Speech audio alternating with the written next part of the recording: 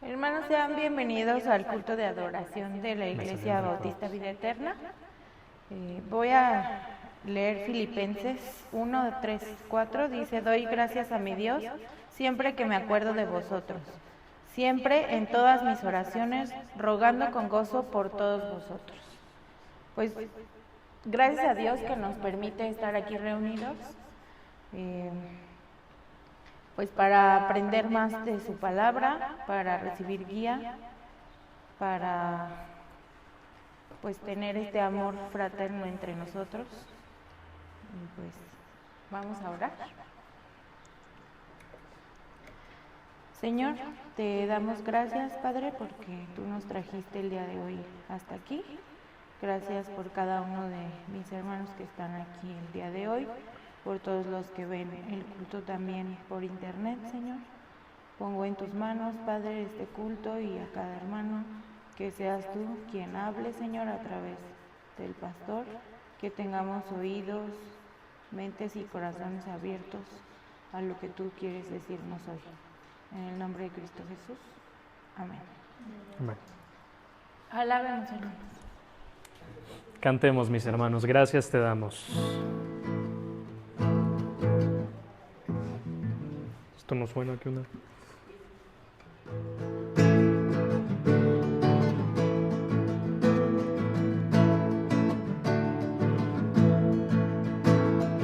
Gracias te damos, Dios, gracias por tanto amor, por la vida que ahora nos das, por la luz del sol una vez más. Gracias, oh buen pastor, gracias por tu perdón, por limpiarnos de todo, Jesús, a venir a morir en la cruz, por tu amor, Salvador, por tu gracia que nunca podremos pagar, por tomar el lugar que por nuestro pecado debimos llevar, por tu amor, Salvador, a ti gracias por siempre, Señor.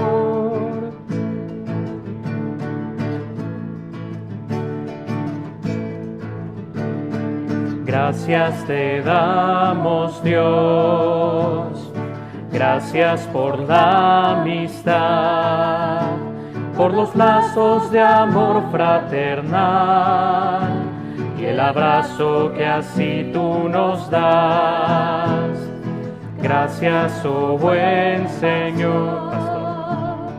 Gracias por darnos luz, por enviarnos a tu Hijo Jesús, a venir a morir en la cruz, por tu amor, Salvador, por tu gracia que nunca podremos pagar, por tomar el lugar que por nuestro pecado debimos llevar, por tu amor, Salvador, por tu gracia que nunca podremos pagar, por tomar el lugar que por nuestro pecado debimos llevar, por tu amor, Salvador, a ti gracias por siempre, Señor, a ti gracias por siempre, Señor,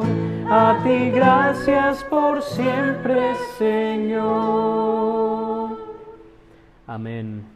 Sigamos cantando. Cantaré de tu amor por siempre.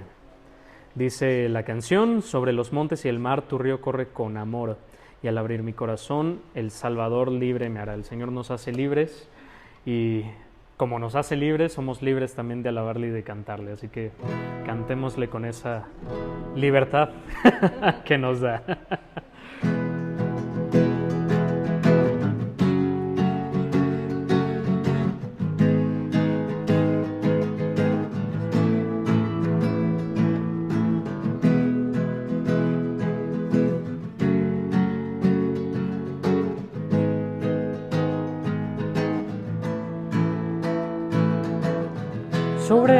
los montes y el mar, tu río corre con amor, y al abrir mi corazón el Salvador libre me hará. Estoy feliz en la verdad, mis manos quiero levantar, por eso siempre cantaré de cuando vino tu amor. Cantaré de tu amor por siempre, cantaré de tu amor por siempre, cantaré de tu amor por siempre, cantaré de tu amor por siempre. Y estamos cantando. Y dicen que es locura, pero cuando el mundo vea tu luz, cantará también como cantamos hoy. Sobre los montes y el mar, tu río corre con amor, y al abrir mi corazón el Salvador libre me hará. Estoy feliz en la verdad, mis manos quiero levantar, por eso siempre cantaré de cuando vino tu amor. Cantaré de tu amor por siempre, cantaré de tu amor por siempre, cantaré de tu amor por siempre, cantaré de tu amor por siempre. Y estamos cantando. Y dicen que es locura, pero cuando el mundo vea tu luz, cantará también como cantamos hoy. Cantaré de tu amor por siempre, cantaré de tu amor por siempre, cantaré de tu amor por siempre, cantaré de tu amor por siempre, cantaré de tu amor por siempre, cantaré de tu amor por siempre, cantaré de tu amor por siempre, cantaré de tu amor por siempre. Amén. Podemos tomar nuestro lugar un momentito. Hermanos, es momento de hacer nuestra profesión de fe. Tomamos nuestra Biblia con la mano derecha si es posible. Puede ser física, digital. Y pues, la palabra de Dios contenida en este libro es la verdad que acepto creer, es la enseñanza que me comprometo a seguir y es la esperanza que me atrevo a confesar. Nada me impide recibirla, nadie me evitará que la haga parte de mi vida y por ningún motivo dejaré de proclamarla. Estoy aquí para leerla, oírla y vivirla diariamente. Amén. Demos de paso a nuestro pastor. Pues sean bienvenidos, mis queridos hermanos, a este culto de alabanza y de adoración. Déjenme decirles que la semana pasada, que no estuvieron mis hermanitas que se fueron al Congreso, después escuchó mi esposa, mi hermanita Caro, el sermón y me decía, híjole, estuvo fuerte, estuvo duro. No sé, ahí depende mucho de esto y me acordé, hay una ilustración que es muy conocida del pastor Juan Wesley. Juan Wesley alguna vez envió a dos jóvenes a predicar y regresaron y les dijo, ¿se enojaron contigo? No. ¿Se convirtieron? No. Entonces mejor dedíquense a otra cosa. Entonces, sí, la palabra a veces es dura, es difícil, es intensa. Y esto mismo me lo dijo el pastor Gilberto alguna vez que me invitaron a predicar en algún lado y creo que el sermón incomodó. Entonces, sí me sentía yo mal, acudí con mi pastor Gilberto y me dijo lo mismo. Esa ilustración de Juan Wesley, si no se convierten o si no se enojan, pues entonces dedícate a otra cosa. Entonces me dio paz esa palabra que me dio el pastor Gilberto en ese momento. Hoy, mis hermanos, es un pasaje hartamente conocido, muy conocido, es un pasaje glorioso en donde Dios se muestra. Y como está bien cargadito, en un ratito les voy a pedir que lo lean.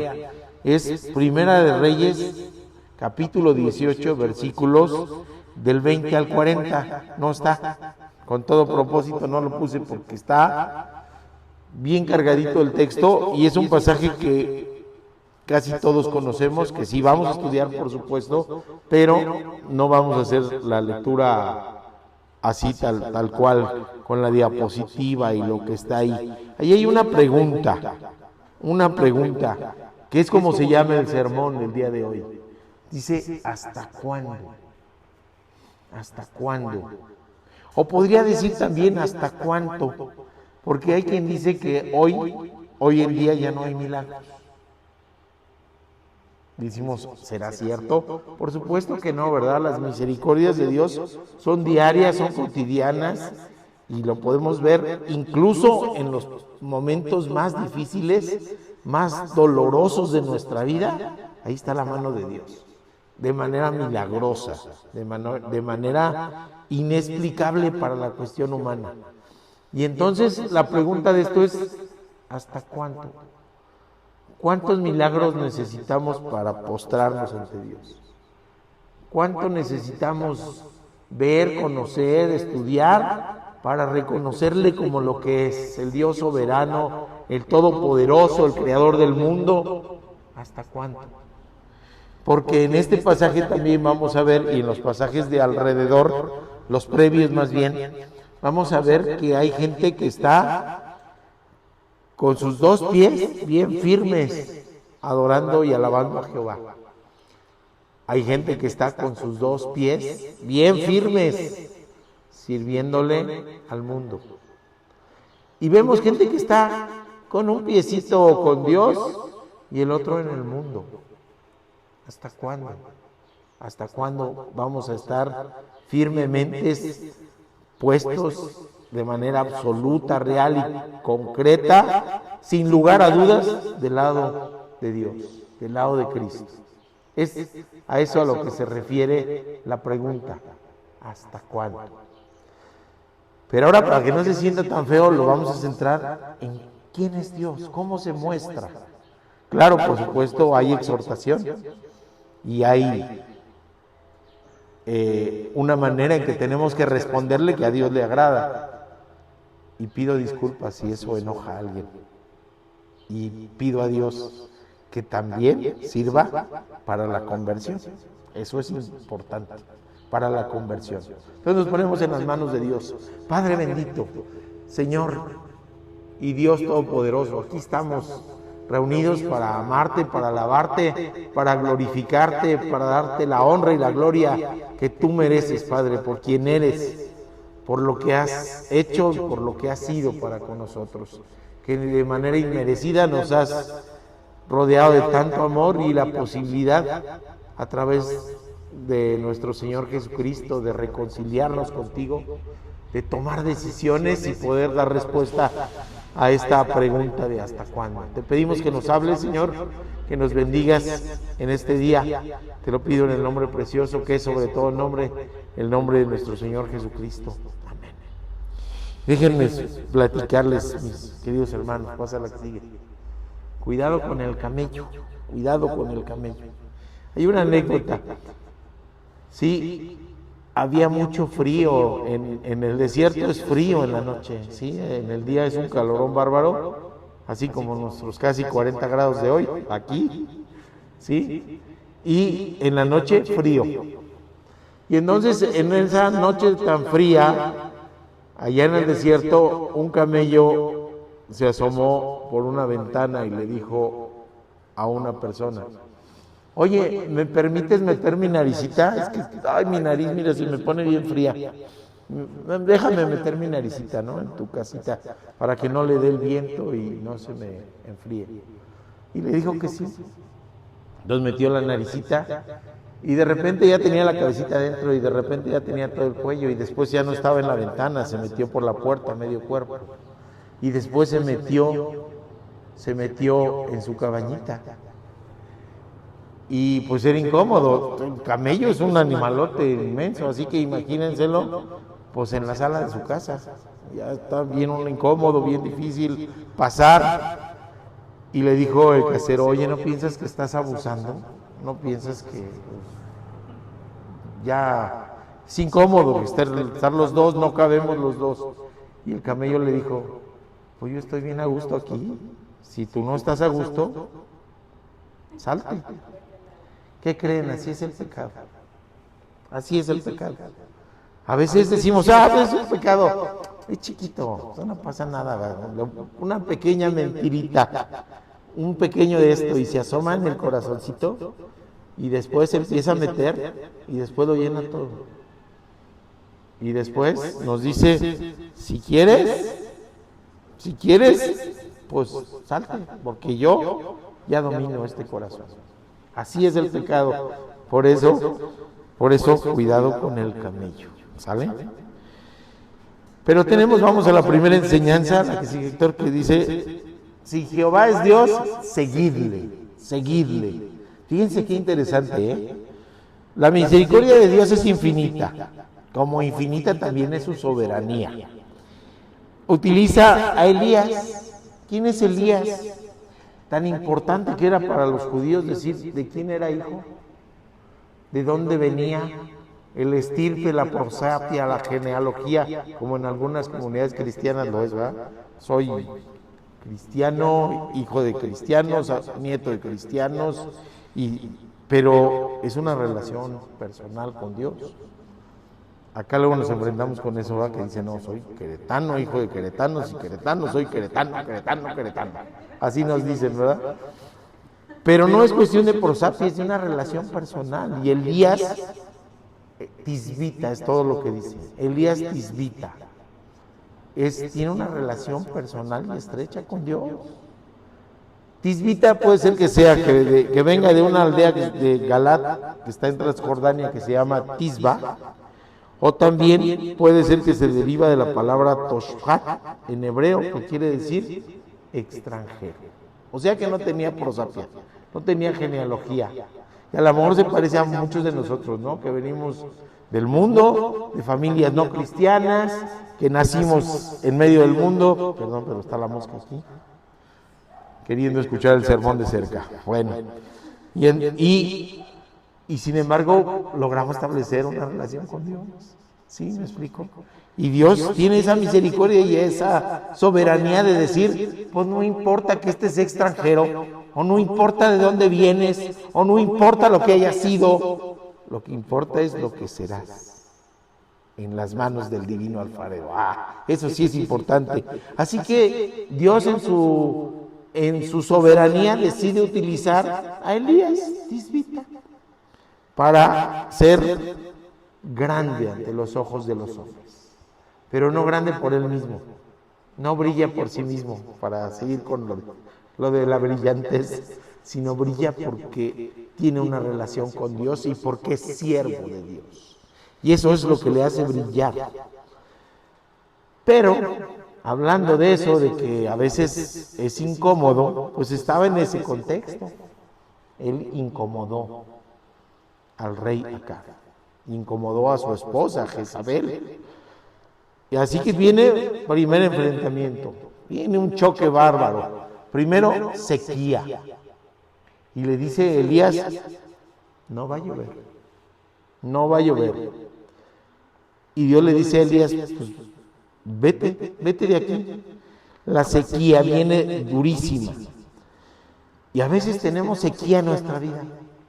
Tenemos una sequía en nuestra vida, no está hidratada, no está bien nutrida. Le hace falta lo esencial, que es el agua, y el agua de vida, que es Cristo. Cuando no tenemos a Cristo en nuestro corazón, estamos en sequía. Y en ese pueblo en el reino del norte, iban a estar en sequía. 3 años sin lluvia. 3 años. Y fíjense qué interesante, ¿no?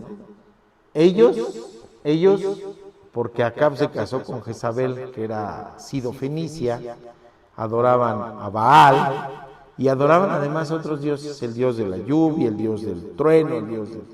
Así que estaban con sus dioses, habían desobedecido a Dios y habían tenido esposas extranjeras y con eso habían traído de la idolatría. Pero el pecado principal de Acab era que tenía un mandilote hasta acá. Era mandilón. Ese sí, porque él no estaba buscando agradar a Dios.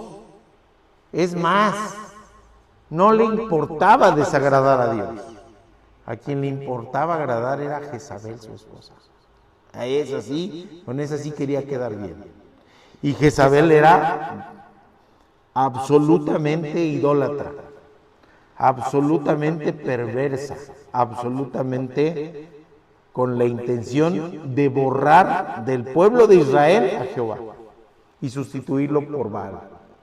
Así que, ¿qué es lo que hacía? Pues vamos a perseguir profetas. Y asesinaba a profetas que hablaban en nombre de Jehová. ¿Y cuál era el resultado? ¿Qué es lo que sucede cuando nosotros nos alejamos de Dios, cuando dejamos de recibir el agua viva?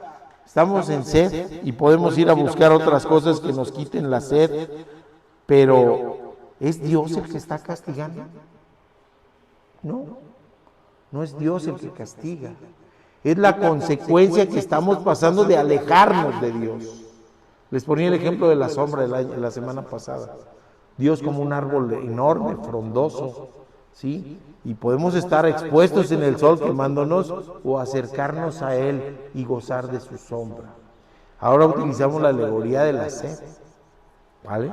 Podemos estar muriendo de sed, teniendo la fuente de agua viva que es Cristo y no hacerle caso y rechazarla. Sin lluvia no hay frutos de la tierra, sin frutos de la tierra no hay pasto para el ganado. Si el ganado se muere, pues ¿qué había en esas culturas agrícolas y ganaderas? Nada. Pobreza y miseria. ¿Castigo de Dios? No. La consecuencia de que estuvieran en idolatría, la consecuencia de que se alejaran. Nos dice Deuteronomio 11, 16 y 17, guardaos pues que vuestro corazón no se infatúe. Infatúe es eso, que no se vuelva fatuo, es decir, que no se llene de cosas intrascendentes, fíjense, qué interesante. ¿Sí? Podemos llenar el corazón del camello o podemos llenarlo de tonteritas, ¿sí? Y no lo tenemos listo, limpio, pulcro para Jehová. Dice, y os apartéis y sirváis a dioses ajenos y os inclinéis a ellos, y se enciende el furor de Jehová sobre vosotros y cierre los cielos. ¿Sí se dan cuenta? Ahí está la sequía. Cierre los cielos y no haya lluvia ni la tierra de su fruto y perezcáis pronto de la buena tierra que os da Jehová. Así que la sequía es consecuencia de la idolatría y es avisada por Jehová a Elías. Por eso le dice, viene la sequía y tú vete a preservar a otro lado. Y tenemos un Dios, fíjense, un Dios que provee, un Dios generoso, un Dios que controla y tenemos un Dios que además da respuesta a las oraciones. Elías le oraba a Dios. Los otros no, le oraban a otras cosas, pero Elías le oraba a Dios. ¿Y qué le dice entonces? Vete de aquí porque esto se va a secar. Te vas a ir a vivir junto a un arroyo y ahí te van a alimentar, ¿quiénes? Los cuervos. Imagínense, los cuervos le iban a llevar pan y carne. Y así estuvo alimentándose de pan y carne y el agua del arroyo durante muchos días, escondido en una cueva porque Jezabel quería matarlo. Y Acab también. ¿Sí se dan cuenta? Entonces tenemos un Dios que provee. Y vamos, se utilizó a la burra para que le hablara a Balaam. Pues ahora está utilizando a los cuervos para que le alimentaran.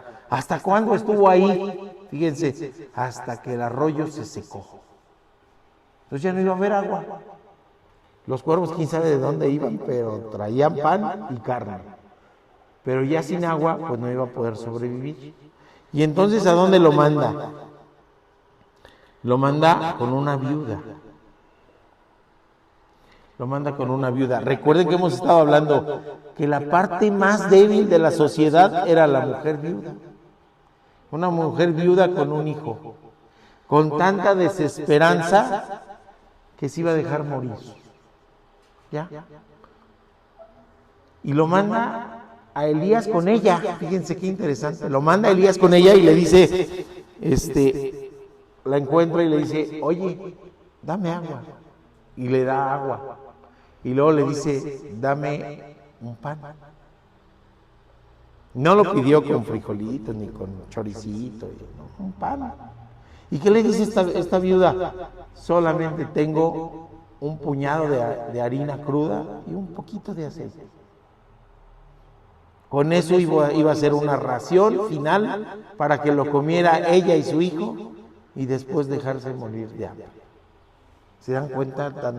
Tan grave, tan severa, tan intensa situación. ¡Qué desesperanza debe haber en el corazón de una madre para decir última ración!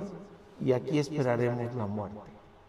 En esa circunstancia llega Elías con ella y le pide de comer. Y le pide de comer. ¿Y qué creen? Qué hermoso. Ella comparte esa ración. Hacen un pan. Ya no para 2, sino para 3. ¿Y qué es la bendición de Dios? ¿Es la que sigue? Ahí está dice, ¿qué crees? Que no va a faltar harina ni aceite. Van a estar sustentados por Dios.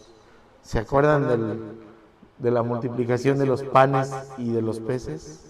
Ya lo había hecho antes, ya tenía experiencia. Sí, Dios en eso. Aquí multiplicó la harina y el aceite. Y comieron diario pan durante mucho tiempo. Y no escaseó. Nos dice ahí, Jehová Dios de Israel ha dicho, la harina de la tinaja no escaseará, ni el aceite de la vasija disminuirá, hasta el día en que Jehová haga llover sobre la tierra. Entonces ella fue e hizo como le dijo Elías, y comió él y ella y su casa muchos días. Y la harina de la tinaja no escaseó, ni el aceite de la vasija menguó, conforme a la palabra que Jehová había dicho por Elías. Híjole, tenemos un Dios fiel, un Dios que provee, un Dios que nos da respuesta. Tenemos poca harina hoy, tenemos poco aceite hoy, no va a faltar, porque Dios es fiel, porque Dios sustenta. Y a veces volteamos, ¿verdad? Y decimos, ¿cómo le hice para sobrevivir? No sé, no tuve ingresos o tuve menos y aquí estamos. Y no nos ha faltado el pan en nuestra mesa. ¿Se dan cuenta lo hermoso y lo grandioso que es Dios? ¿Hasta cuándo? ¿Cuántos milagros más? ¿No es un milagro que le hayan sustentado los cuervos? ¿No es un milagro que esa harina y ese aceite no escasearan? Pues todavía tiene otro. Todavía tiene otro. En este pasaje previo al que vamos a ver, ¿verdad? Todavía tiene otro. El hijo de la viuda empieza a languidecer. Se enferma de algo. ¿Hasta qué? Hasta que se le va el aliento. ¿Y qué es eso que se le va el aliento? Cuando decimos el espíritu, exhala, ¿verdad? Es aire. Cuando dicen se le va el aliento es que este pequeño murió. Y hay un reclamo, yo creo que es lógico, el dolor de una pérdida, pero cuando se tiene a Dios en el corazón, el reclamo no es hacia Dios, no es así como se debe de hacer las cosas, incluso en el dolor. Esta viuda nos enseña, ha sido sustentada por Dios, y después cuando el hijo muere, Cuando el hijo muere le dice, oye, te mandó Dios para que me mostraras mis inequidades y para aun que mi hijo perezca por mis iniquidades. No está reclamando a Dios, no está diciendo por qué, no está blasfemando, está diciendo, esto es consecuencia de cómo soy o de cómo he sido, ¿sí? Pero Dios da respuesta a quien le es fiel y a quien deposita la confianza en Él, como esta viuda lo hizo, porque dio de comer a otro adicional y se sustentaron por Dios, así que le da respuesta. ¿Y qué es lo que hace? Le dice Primera de Reyes 17. Ahí hay la otra. No, creo que no está. Estoy viendo que no se pasó ahí. Ok, la que sigue. Quedó borrado ese. No le hagan caso. No tiene que ver. Primera de Reyes 17, 21, segunda parte al 23. ¿Qué es la respuesta del profeta? Le dice, y clamó a Jehová y dijo, Jehová Dios, te ruego que hagas volver el alma de este niño a él.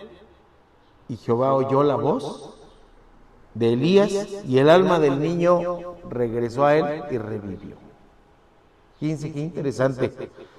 La mujer exclama lo que es finalmente el deseo de Jehová, que la gente se convierta a él, que le conozcan y le reconozcan como el único Dios y que rechacen la idolatría. A ver lo que sigue. Es Primera de Reyes 23, también B. No, yo creo que se traslapó la presentación. Primera de Reyes 23b y 24 dice, tomando luego Elías, le trajo el aposento a la casa y le dio a su madre y le dijo Elías, mira, tu hijo vive. Entonces la mujer dijo a Elías, ahora conozco que tú eres varón de Dios y que la palabra de Jehová es la verdad en tu boca. Qué interesante, fíjense. Ahora conozco que eres varón de Dios. ¿Cómo podemos demostrar al mundo o mostrar al mundo que somos varones o mujeres de Dios?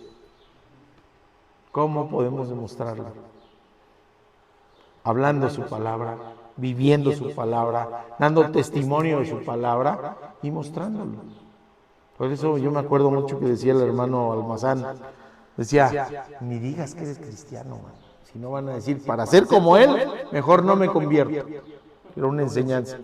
Sí, mejor ni lo digas. Mejor quédate callado y que sea tu comportamiento, tu conducta, tu mejor testimonio para que digan, oye, ese lo vi perdido, ese lo vi mal, ese lo vi caído, ese lo vi borracho, ese lo vi drogándose, ese lo vi tal, y ahora está cambiado, está transformado por el amor de Dios. ¿Hasta cuándo? ¿Cuántos milagros más? Ya hubo una resurrección ahí de un niño, por obra de Dios. Así que ¿hasta cuándo, mis queridos hermanos? ¿Hasta cuándo? ¿Cuánta misericordia necesitamos para rendirnos ante Cristo? ¿Cuántos milagros necesitamos para que se vaya nuestra duda? ¿Cuánto necesitamos para de verdad postrarnos en adoración? ¿Cuántos milagros? Y si hagamos recuento en la vida de cada uno de nosotros. ¿Cuántos milagros? Y los hay. Y hay asignaturas pendientes, dolor en nuestro corazón por gente que no se ha convertido o por gente que tiene un pie en el mundo y el otro pie con Dios. ¿Sí? Hay dolor en nuestro corazón, pero si oramos al Dios fiel, si nos ponemos en sus manos de verdad, Él va a obrar conforme a su voluntad. Así que Elías sabe que no tiene poder. Elías sabe que no es por él. Elías está consciente que es la misericordia de Dios la que se está mostrando a través de su boca. Así que Elías lo único que hace es, fíjense, atreverse, reconocerse necesitado, obedecer y ser valiente. Nada más. ¿Pero qué creen? reconocer, y todo eso no tiene fundamento, sino es en la fe verdadera, que solamente puede ser real si es en el Dios verdadero. Sin fe, todo lo demás no tiene sentido, porque podemos encontrar en el mundo gente valiente, gente que se atreve, gente que hace, pero sin Cristo no es salvo. Así que eso mismo ocurre aquí. Por eso Elías dice, no soy yo, es Dios actuando, es Dios. Y Elías sigue con obediencia, sigue con seguridad, sigue con fidelidad y con temor reverencial. Nosotros, ¿hasta cuándo? Vamos a la segunda enseñanza. Dice, respóndeme, Jehová, respóndeme. A ver si es así, ya viene. No, si se traslapó. ¿Sí es ese que dice hasta cuándo? Ok. Conozcamos algo de los protagonistas de este pasaje. ¿Sí? Acab, el séptimo rey de Israel. El peor de los más malos, fíjense cómo lo dice un comentarista. El peor de los más malos, o sea, ese es malo, pues ese es peor, como dice el Paz. ¿Sí? El peor de los más malos de Israel. Muñeco manejado al antojo de Jezabel, su esposa, dejando una triste historia.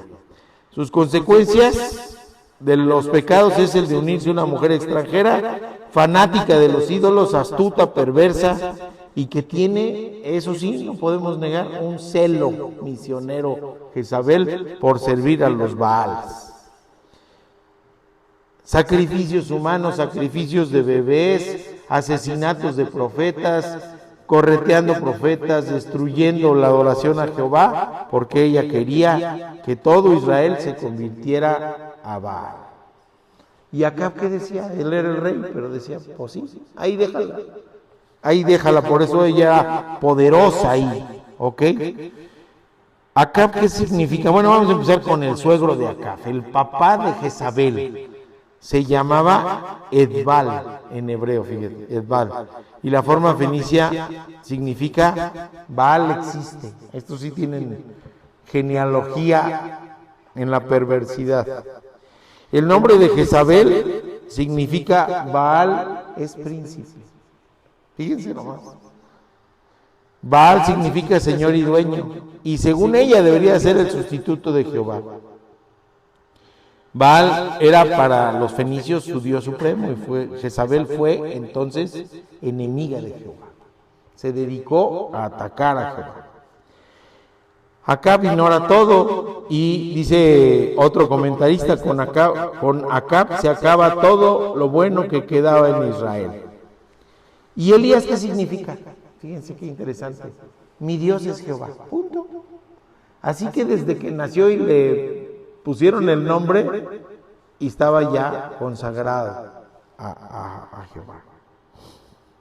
Y entonces tenemos, fíjense, en esta historia, Elías con los dos pies del lado de Jehová, Acab y Jezabel con los dos pies del lado de Baal.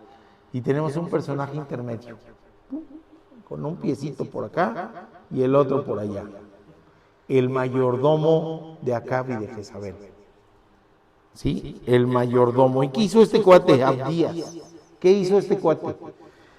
Mientras Jezabel los andaba correteando y matando a los profetas, él dijo, no, yo creo en Jehová, entonces voy a esconderlos. Y escondió 100 profetas, de 50 en 50 en cuevas, y los sustentó con pan y con agua. Se la jugó, porque si lo cachan lo matan. Se la jugó. Pero, ¿cuál es el pecado de Abdías? Tener un pie en el mundo y el otro con Dios. El indeciso, él nunca tomó decisión, así que mientras hacía eso con los profetas, seguía sirviendo a Jezabel y seguía sirviendo a Acab.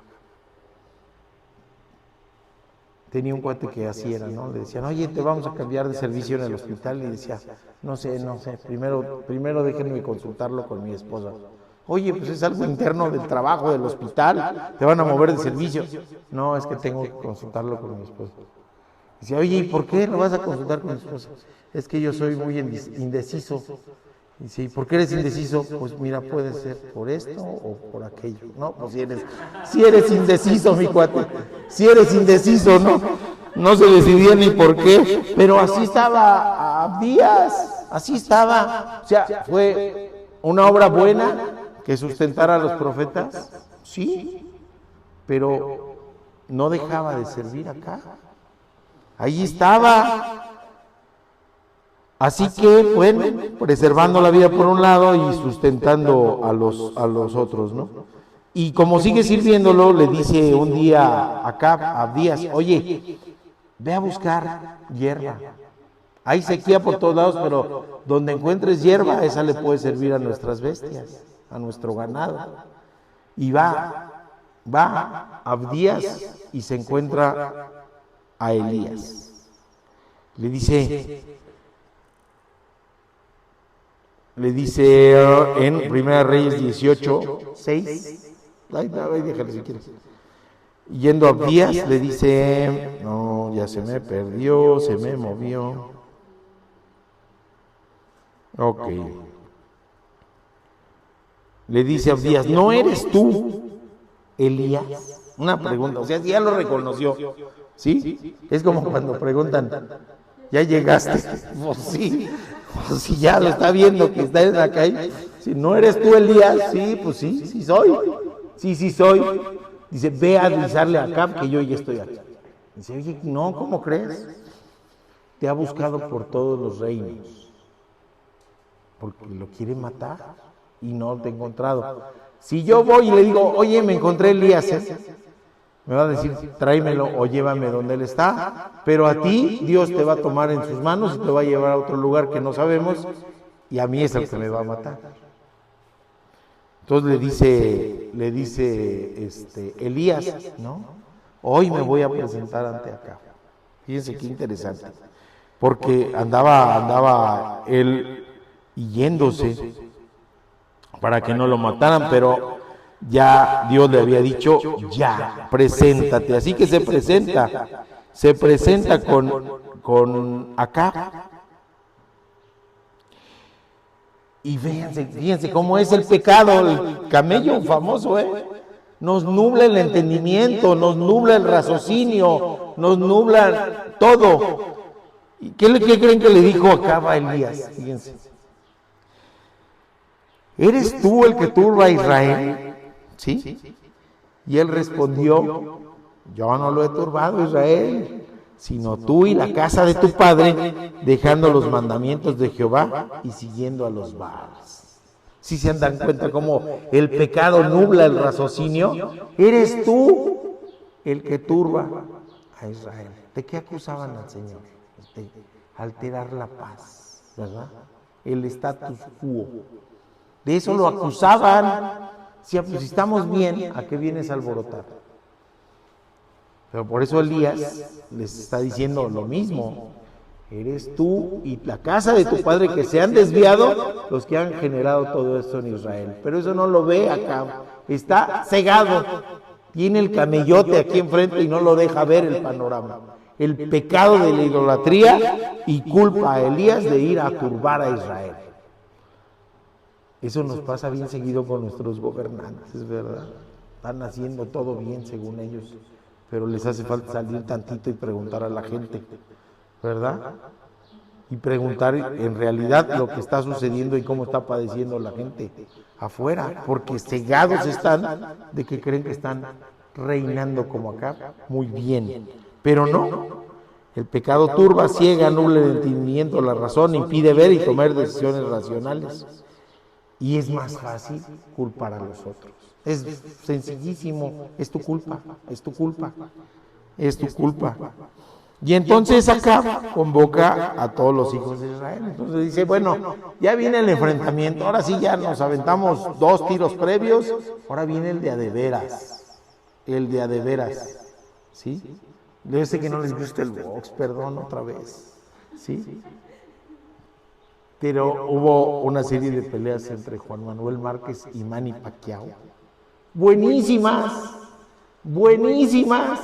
¿sí? Pacquiao gana la primera y a Márquez le roban la segunda. y la tercera, sí, porque ganó, pero se la roban, se lo dan a Pacquiao. Y entonces en la última, ¿qué es lo que tiene que hacer Márquez para no dejar duda? Noquear. Y eso es lo que tiene en la mente Jehová. Vamos a noquearlos. Estos cuates, que no quede dudas, que no vayamos a las tarjetas de los jueces, que la pelea de ayer también fue un robo despoblado y un cacho. Pero sí que no vamos a dejarlo a los jueces. Vamos a noquear estos cuates. Vamos a demostrarle quién es Dios. ¿Sí? Vamos a noquearlo. Y entonces viene el reto famosísimo que ustedes conocen de Elías y los 450 profetas de Baal. Saúl, te dije no, salve. Estoy metido ya con los libros de Reyes y de Samuel. Ok. Entonces Acab convocó a los hijos de Israel y reunió a los profetas en el monte Carmelo, y acercándose Elías a todo el pueblo, les dice esa pregunta: ¿hasta cuándo? ¿Hasta cuándo? Pero les aclara bien bonito que se nos da para nuestro tiempo. ¿Hasta cuándo claudicaréis vosotros entre dos pensamientos? ¿Sí se dan cuenta? ¿Hasta cuándo claudicaréis vosotros en dos pensamientos? En Dios y en el mundo. Me digo cristiano, pero me dejo guiar por el mundo. Me digo cristiano, pero me dejo mandar por el mundo. Me digo cristiano, pero antepongo las cosas del mundo. ¿Hasta cuándo claudicaremos? Claudicar es cojear. Claudicar es caer. Así que estamos cayendo. El reclamo es fuerte. Perdón si alguien se enoja. O espero mejor que se convierta, ¿verdad? Que diga, ya no voy a claudicar entre dos pensamientos, sino voy a poner mis dos pies firmes en la fe en Cristo Jesús. Y les dice, porque él no les dice, miren, este es el bueno, Él sabe que Jehová lo va a demostrar, que va a ganar por nocaut. Él les dice, si Jehová es Dios, seguidle. Y si Baal, y después de él. Tienen dos pensamientos, están entre Baal y Jehová, entre el mundo, entre el pecado y Dios. Pues vamos a ver quién manda, ¿no? Vamos a ver quién manda. Y el pueblo, ¿qué creen que hizo? Y también es una enseñanza tremenda. No respondió una palabra. Nosotros sí tenemos que responder. Nosotros sí tenemos que responder. Elías volvió a decir al pueblo: solo yo he quedado profeta de Jehová, mas de los profetas de Baal hay 450 hombres. Y hay quien dice, no, es soberbia, porque dice que él solo ha quedado. No, ¿qué creen? Abdías le había dicho que él había escondido profetas. Él sabía que había más profetas, pero no iba a venir de rajón, ¿verdad? No iba a venir de rajón. No, estoy yo y los 100 que escondió Abdías. No. Él dice yo. Y yo respondo, porque no estoy solo, está Jehová conmigo. Ustedes son un montón y son machos porque son muchos, pero no está el Dios verdadero con ustedes. Así que él sabe, viene el reto. Ahora sí vamos a leer del 18 al, si quieren, unos 10 versículos, 1 y 10 versículos. Otro es Primera de Reyes, capítulo 18, versículos 20 al 40. Quien quiera, quien diga yo, que se escuchen varias voces. O si leen unos versículos, unos, y luego otros, y ya. Entonces Acab convocó a todos los hijos de Israel y reunió a los profetas en el monte Carmelo. Y acercándose Elías a todo el pueblo, dijo: ¿hasta cuándo claudicaréis vosotros entre dos pensamientos? Si Jehová es Dios, seguidle, y si Baal, id en pos de él. Y el pueblo no respondió palabra. Y Elías volvió a decir al pueblo: Solo yo he quedado profeta de Jehová, mas de los profetas de Baal hay 450 hombres. Dénsenos pues 2 bueyes, y escojan ellos uno, y córtenlo en pedazos, y pónganlo sobre leña, pero no pongan fuego debajo. Y yo prepararé el otro buey, y lo pondré sobre leña, y ningún fuego pondré debajo. Invocad luego vosotros el nombre de vuestros dioses, y yo invocaré el nombre de Jehová. Y el Dios que respondiere por medio de fuego, ese sea Dios. Y todo el pueblo respondió diciendo, bien dicho.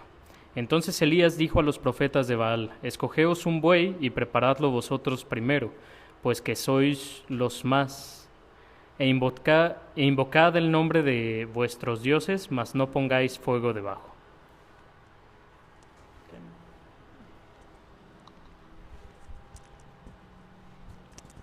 Y ellos tomaron el buey que les fue dado y lo prepararon, e invocaron el nombre de Baal desde la mañana hasta el mediodía, diciendo, Baal, respóndenos. Pero no había voz ni quien respondiese. Entre tanto, ellos andaban saltando cerca del altar que habían hecho. Y aconteció al mediodía que Elías se burlaba de ellos, diciendo, gritad en alta voz, porque Dios es, quizá esté meditando, o tiene algún trabajo, o va de camino. Tal vez duerme, y hay que despertarle.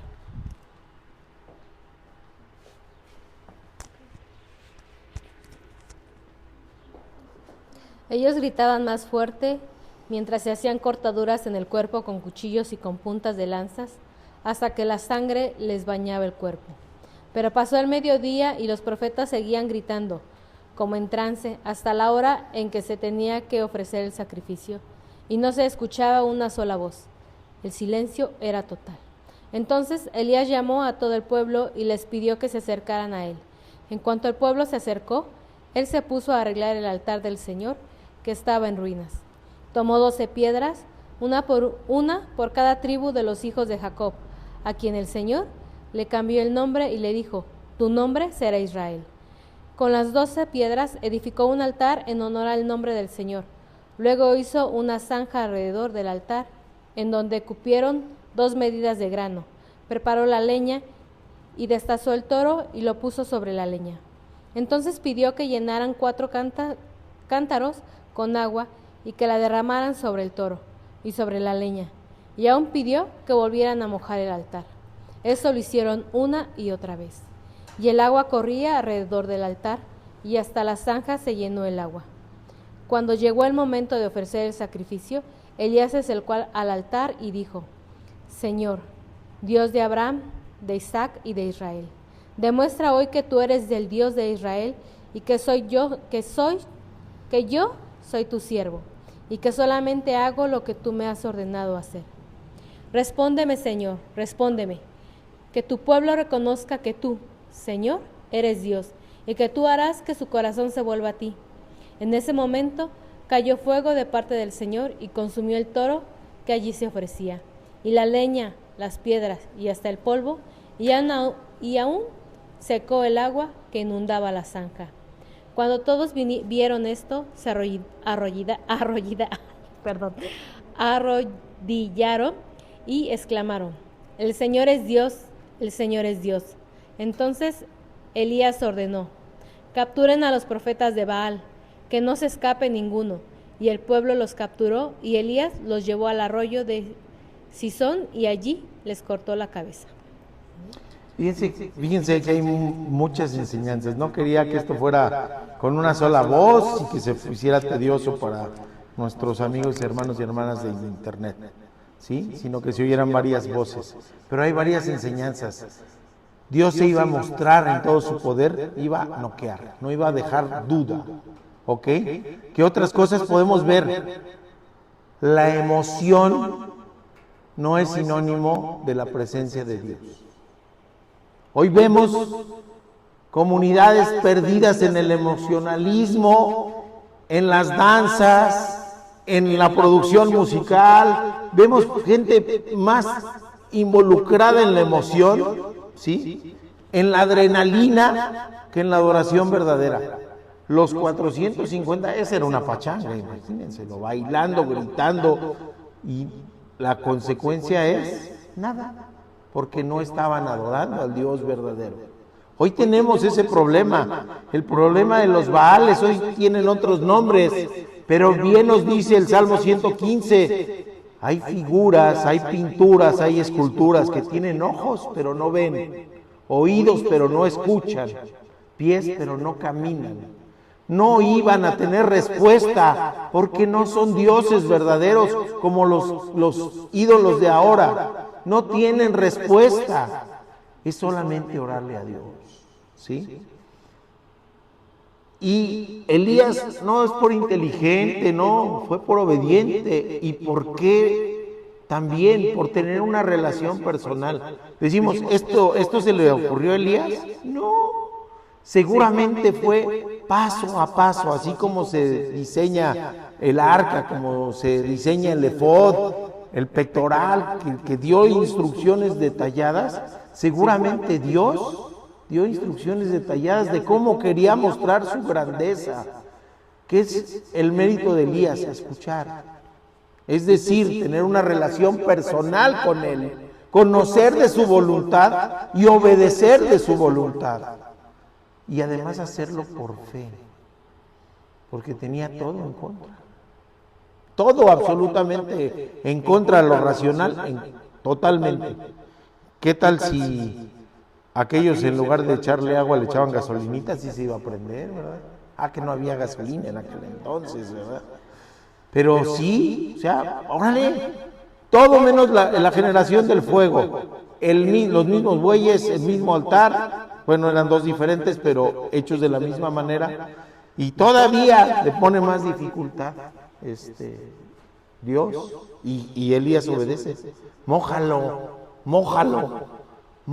para que vean que no es un fuego humano, para que no vean que es algo que está saliendo del hombre mismo, sino que viene de Dios.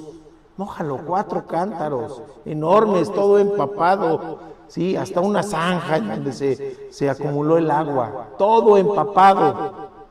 Pero entonces viene la respuesta del único Dios verdadero, el único que verdaderamente responde y hace caer fuego. Hace caer fuego. Y este pueblo, que podemos criticarlo, no, ay, cómo se van, cómo caen en cosas falsas. Estamos en la misma circunstancia. ¿Qué queremos ver? ¿Un milagro que baje el Señor así tal cual para creer? Él nos demanda fe. Él nos demanda fe. Creer con la certeza de lo que no podemos ver, pero saber que es cierto, que hay un único Dios verdadero que actúa, que está pendiente de sus hijos, que provee, que nos cuida, que nos bendice, y que cuando las cosas no salen bien, es voluntad de Dios soberana y algo nos quiere enseñar también con eso. Y entonces podemos ver esto, viene el fuego divino, y entonces cuando vio ese pueblo, entonces creyó. Dice, Jehová es el Dios, Jehová es el Dios. El Señor nos llama hoy a creer sin ver, a conocer su voluntad y conocer su palabra sin escuchar su voz. Así como platicaba con Moisés, con Josué, con Elías mismos. Hoy conocemos su voluntad a través de su palabra, se nos ha revelado a través de su creación. Pero está Dios presente, actuante. Aquí está, lo podemos sentir, lo podemos ver. Nos dice Hebreos 1, del 1 al 13, Dios había hablado muchas veces y de muchas maneras en otro tiempo de los padres por los profetas.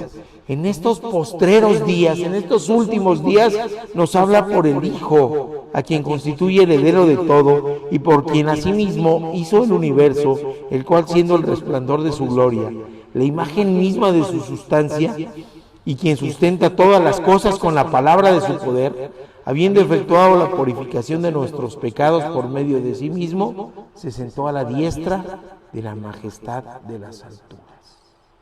Hoy nos habla por Cristo. Hoy es Cristo, el fuego abrasador. Hoy es Cristo, el holocausto perfecto. Hoy es Cristo, el Dios del amor, de la paz, de la misericordia, de la purificación perfecta. Es el triunfo definitivo. Fue el knockout definitivo contra la maldad y el pecado. Es la respuesta. Es el pastor. Es la fortaleza, es el agua, es el pan que sustenta, es la provisión, es la vid verdadera. Separados de la vid verdadera no somos nada. Pero la demanda es, ¿dónde están tus pies?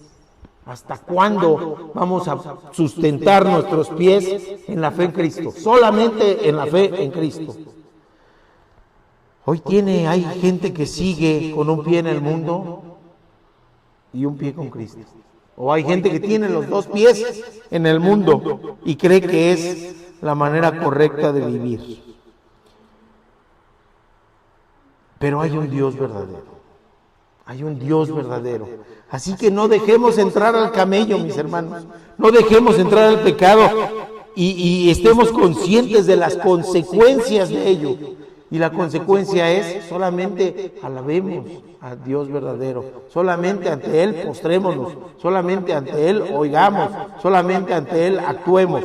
Esa es la demanda, eso es lo que Dios quiere. ¿Hasta cuándo podemos exclamar con certeza, como dijeron esos que vieron el fuego, Jehová es el Dios, Jehová es el Dios? ¿Hasta cuándo podemos exclamar con certeza que solo Cristo salva? Así que pues centremos en esta conclusión y el desafío en esto, centrémonos en qué nos muestra Dios de sí mismo en este pasaje. Dios controla el universo que Él mismo creó. Dios está pendiente de su creación. Dios quiere adoración en espíritu y en verdad. Dios utiliza instrumentos imperfectos para que muestre su perfección. Aquí estamos. Instrumentos imperfectos, pero queremos hablar de la perfección del Todopoderoso, no de la nuestra, que es imposible. Dios se muestra cotidianamente, todos los días podemos encontrar la misericordia de Dios. Dios ya hizo lo necesario, llamando fuego, llamando a su Hijo, ya murió por nosotros, por nuestra salvación. Así que Él ya hizo lo necesario para ganar por nocaut, para que le conozcamos, para que le reconozcamos como Dios verdadero. Dios tiene poder, Dios tiene misericordia y utiliza su poder para sus misericordias. Dios sustenta, Dios provee, pero también Dios desafía, Dios exhorta y Dios demanda una respuesta. Así que el desafío, mis queridos hermanos, es responder como Él no nos demanda, como Él quisiera que respondiéramos. Ese es el desafío y no es fácil, ¿eh? Podemos decir, yo soy cristiano desde hace 20 años. ¿Dónde están tus pies? Con Dios, uno, y con el mundo, el otro. No es la respuesta que a Dios le agradaría. Termino con una pequeña, un pequeño poema que me encontré por ahí, que se llama Confesión. Dice: pequé, Señor, y debo revelarte con amargura de alma mi osadía. Me abruma mi pecado noche y día, y pruebas de pesar quisiera darte. Ninguna excusa puedo presentarte, pues por demás tu ley yo conocía. Y en lo íntimo del alma bien sabía que mi pecar habría de lastimarte.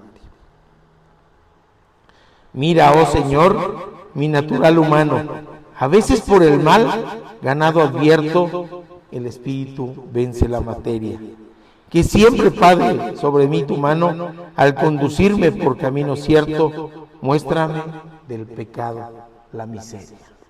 Así que nos ha mostrado la miseria del pecado de la idolatría y al mismo tiempo nos ha mostrado su poder, su gracia y su misericordia. Padre bendito, gracias te damos, Señor, por tu palabra hermosa. Gracias te damos porque siempre nos exhortas, Padre. Hoy quería centrar el sermón en tus atributos, Padre, pero siempre viene una exhortación, siempre viene una toma de decisión, siempre viene un impulso que nos acerque hacia ti, Padre bendito. Te damos gracias por esto y te pedimos, Señor, que nos bendigas en lo que viene. Preparémonos, mis queridos hermanos, para nuestros diezmos y nuestras ofrendas, que es una manera también de ser obedientes ante este Dios verdadero. Padre bendito, gracias por toda tu misericordia y tu gracia. En el nombre de Cristo Jesús. Amén. Digámoslo con convicción, mis hermanitos. Nunca abandonemos a nuestro Dios, jamás seguiremos otros dioses. Amén.